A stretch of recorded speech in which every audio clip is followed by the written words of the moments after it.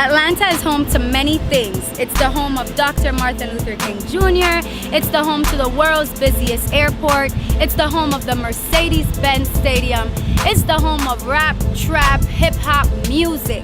And most recently, it became the home and the inspiration behind my show, Biscuits.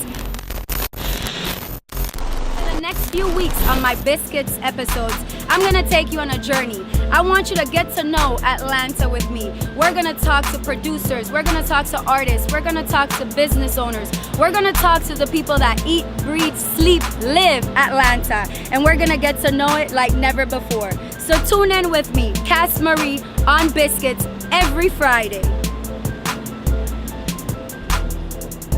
That's why next to me I have Snoop. She is a businesswoman here in Atlanta. She's been here for about over 8 years. 8 years now, close to a decade. She's had a few businesses out here. She co-owns Escobar with 2 chains. You're going to get to know in the next few episodes Atlanta through the eyes of people like her. Business people in the food scene, in the nightlife, in the entertainment. Really get the vibe of Atlanta as a black woman within this field. And I say field, business world is the general topic, but you are actually within a bunch of subfields in there. You know, you dabbing hands in beauty now. With Remedy, you got nightlife, you got entertainment, you got food. That's a lot. You know, your hand is kind of everywhere. What would you consider your superpower to be? I would say my superpower is just creating and running businesses and motivating the people that work for me. I always end up having a really good team. I never even refer to my staff as a staff. You know, they're my team, and so I'm really big on making people feel like they're a part of the business, feeling a little bit of ownership. So that they really go hard for the business. But I feel like, excuse me, one of my talents is just making money and being able to, I've owned like so many different types of businesses, you know, throughout my life. And I think I've kind of found my niche, you know, in the nightlife industry. But I'm also trying to show that, you know, there's really no limit, you know, to what I can do, you know, because I do have the app, you know, Girl Talk. And then, you know, we're about to open Remedy Spa and Salon Suites. So, you know, definitely a wide variety of things. And it's just an attachment to Atlanta. Just the different, I would just say just the different levels and the different avenues, you know, that you can go through to reach success. You know, it's just like the opportunities are endless here. Oh, they really are in Atlanta, which is why I kind of really wanted to take a few episodes to focus on Atlanta and what it brings and what you can bring to the table, you know, if you're willing to put in the hard work that it takes. Absolutely. So I want to you talked a little bit about the businesses, and we're going to talk about, you know, what it takes, what kind of key traits you have as, you know, as a leader, as an owner of all these businesses. But I want to take it back because you started in real estate, right? Yes.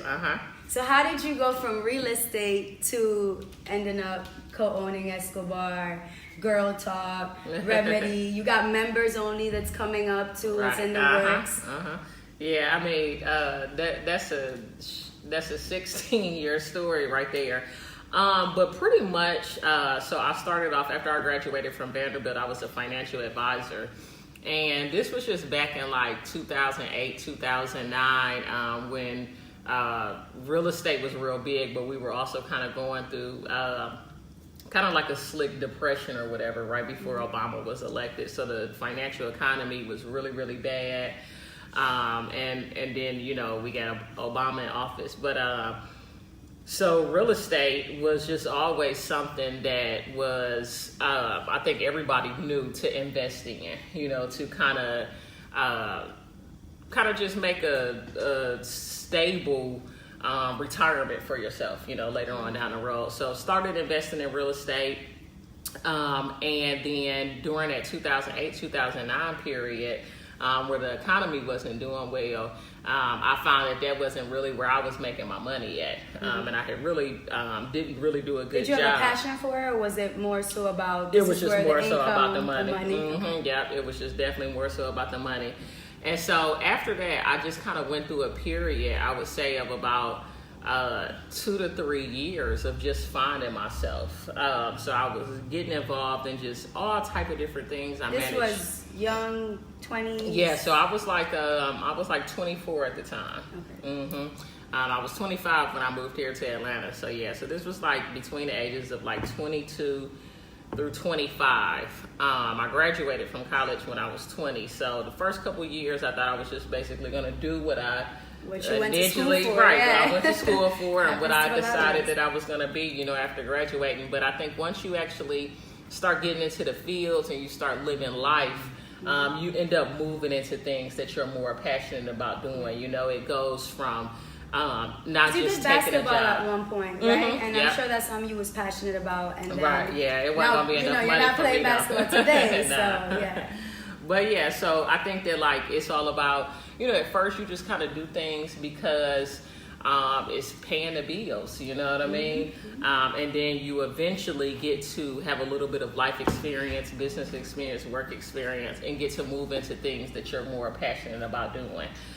So that's what it was for me. After real estate, I started a publication called Caught Up. It was a mud shop publication there in East Tennessee. I also did it in Florida and Kentucky as well. And that was also something else that I really didn't enjoy doing. You know, it just paid the bills, you know. And then I got here, I moved here to Atlanta, and it just opened up my eyes to so many things. Of course, you know, they call this city Black Hollywood. I want to, like, before we get into Atlanta and, you know, what is done and what you did here, I want to go back to the businesses that you had before you came here and how you ran that. And, you know, your first spot, you did G-Spot, right? That wasn't out here in Atlanta. Okay, yeah. So that was actually my first spot. So the first business that I opened was basically I did a calendar in Nashville called Wet Dimes in the Key with a few models there, and that was really how I got into promoting. So we did this calendar together, and we had I was very naive at the time to purchase like 10,000 of these calendars out of my own money. So you like printed 10,000? Yeah, so I printed 10,000 of these calendars. And then you just had to sell them. Right, and so then it was like, okay, well, how are we going to sell them? Right. So what I did was I started managing the models, and I started promoting parties. And so I would have the models host the parties. That makes sense. And then they would be in there selling. So you paid to be at the calendars. party, and you bringing the people to the party too. That makes sense? Exactly, yep. And so what I discovered during that is that I really like promoting parties. And so ended up, you know, finding that love for that. And then after I did that calendar, through doing that and through becoming a promoter, I met some people, and we did my first nightclub that I opened at 24. It was called the G-Spot. I actually still have it tattooed on my neck. But did that spot, and that spot was only open, seriously, y'all, for 2 months. How was that? Everything I had. 2 months. Yeah. You invested a lot of money into it. So at first it was a good experience. Thought I was on top of the world. Yeah, I'm 24, on my own nightclub. You know, I'm thinking I'm doing it. But doing it and doing everything wrong. You know, we didn't set up things the right way. We didn't have the proper licenses.